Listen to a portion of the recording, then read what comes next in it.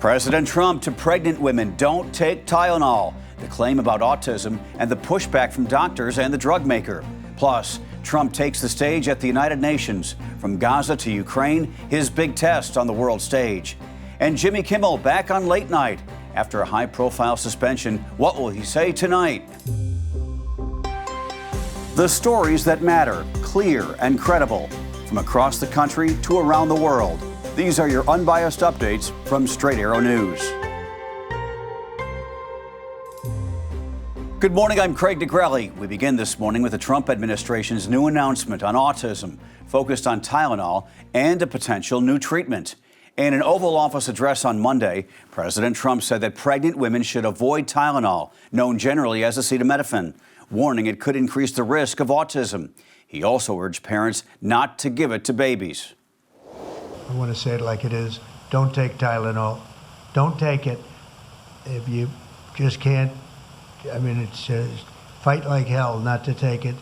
There may be a point where you have to, and that you have to work out with yourself. So don't take Tylenol. First, effective immediately, the FDA will be notifying physicians that the use of let's see how we say that. Acetaminophen. Is that okay? Which is basically commonly known as Tylenol, during pregnancy can be associated with a very increased risk of autism. Trump framed the announcement as part of his Make America Healthy Again agenda, joined by Health Secretary Robert F. Kennedy Jr. and FDA Commissioner Marty Makary. But medical experts say the link to Tylenol is not proven. They point out the claims rely on older studies that many scientists have rejected. We're all trying to understand autism. We're trying to find the causes. We're trying to find treatments. And to have these kinds of statements be infused into the conversation is unhelpful, and it just provokes anxiety. And I think it's going to steer people who are, pregnant to do things maybe against the advice of their physicians. Tylenol's manufacturer says it strongly disagrees with the administration's claims. At the same time, Trump announced the FDA will move to approve a chemotherapy drug called leucovorin as a potential treatment to help some children with autism. Early studies have shown some promise, but experts say the evidence for that is still limited. A major Supreme Court ruling to tell you about this morning, one that could rewrite the balance of power in Washington. In a divided order, the justices cleared the way for President Trump to remove Rebecca Kelly Slaughter, a Democratic commissioner at the Federal Trade Commission. The move revives a 90-year-old fight over presidential power. Since 1935, courts have said presidents cannot fire independent agency heads without cause. Now the High Court will hear arguments in December on whether to strike that precedent down. Justice Elena Kagan, in a fiery dissent, warned the ruling gives presidents, quote, full control of all those agencies, letting them remove, quote, any member he wishes for any reason or no reason at all. The decision builds on earlier cases where the court let Trump fire other Democratic commissioners, and it could soon affect the Federal Reserve, where a challenge is still pending. The case will be back before the justices in December. World leaders are gathering in New York this week for the 80th session of the United Nations General Assembly. And President Trump will deliver the first address of his second term later this morning. But he arrives more isolated than ever. Trump has slashed U.S. funding for UN programs, owes billions in back dues, and pulled support for humanitarian agencies, even as the global crises grow. Meanwhile, several close U.S. allies, including France, Britain, Canada, and Australia, are formally recognizing a Palestinian state.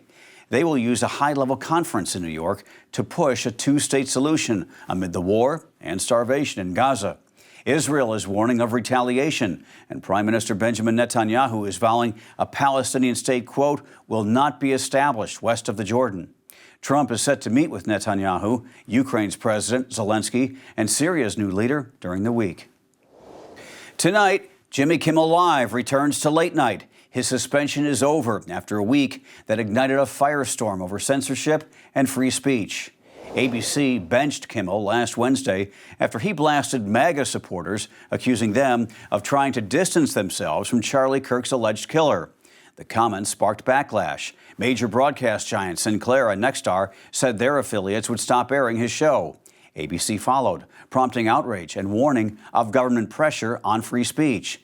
Disney released a statement Monday saying, quote, "It is a decision we made because we felt some of the comments were ill-timed and thus insensitive. We have spent the last days having thoughtful conversations with Jimmy, and after those conversations, we reached the decision to return the show on Tuesday." CNN reports Kimmel is expected to address the controversy in his monologue tonight, but not everyone will see it. Sinclair says its affiliates will still keep the show off the air. That includes the affiliate in Washington, D.C. In her first news interview since leaving office, former Vice President Kamala Harris sounding off on President Trump's second term. Speaking with MSNBC's Rachel Maddow about her new book, 107 Days, Harris blasted business leaders she says have failed to stand up to Trump after writing that she predicted how he would act if he won again. And I always believed that if push came to shove, those titans of industry would be guardrails for our democracy, for the importance of sustaining democratic institutions.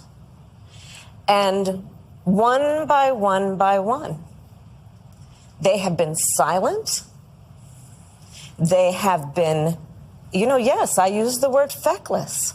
Democracy sustains capitalism. Capitalism thrives in a democracy.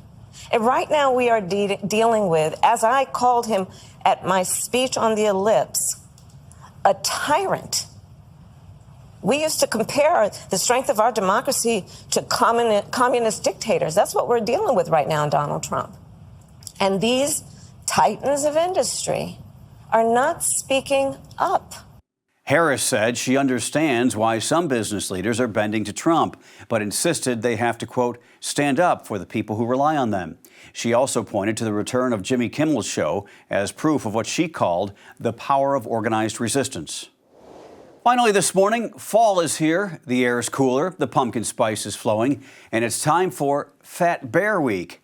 Every year, Alaska's Katmai National Park holds the wildly popular contest to crown the chunkiest champion as the bears bulk up for hibernation. Already, you say, yep.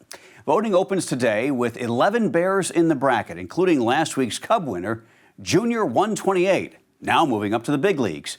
But Junior faces tough competition, including his own mother, Grazer, the two-time defending champ. You can watch the action and cast your vote right now on explore.org. Isn't that kind of neat, though? Bears eat, then they fall asleep for the winter, wake up and it's spring. Would you like that? I would to some degree, but you know what? I don't want to miss Christmas. How about that? All right, there's plenty on the calendar today. Here's what we're tracking. President Trump takes the world stage at the United Nations just before 10 this morning. Later this morning, Arizona voters get ready for a special election to replace the late Congressman Raul Grijalva. His daughter is running against her Republican challenger to fill the seat. At 11, a Missouri woman tied to a fraud scheme involving Elvis Presley's Graceland heads to sentencing. At 12:30, in Providence, Rhode Island, Federal Reserve Chair Jerome Powell will lay out the economic outlook after last week's interest rate cut. Hit the snooze on the gossip. Wake up with real news. Sign up for our Unbiased Updates newsletter. Go to san.com/newsletters. Those are your Unbiased Updates for this Tuesday. We'll see you back here tomorrow. For all of us here at Straight Arrow News, I'm Craig DeGrelli. Have a great day.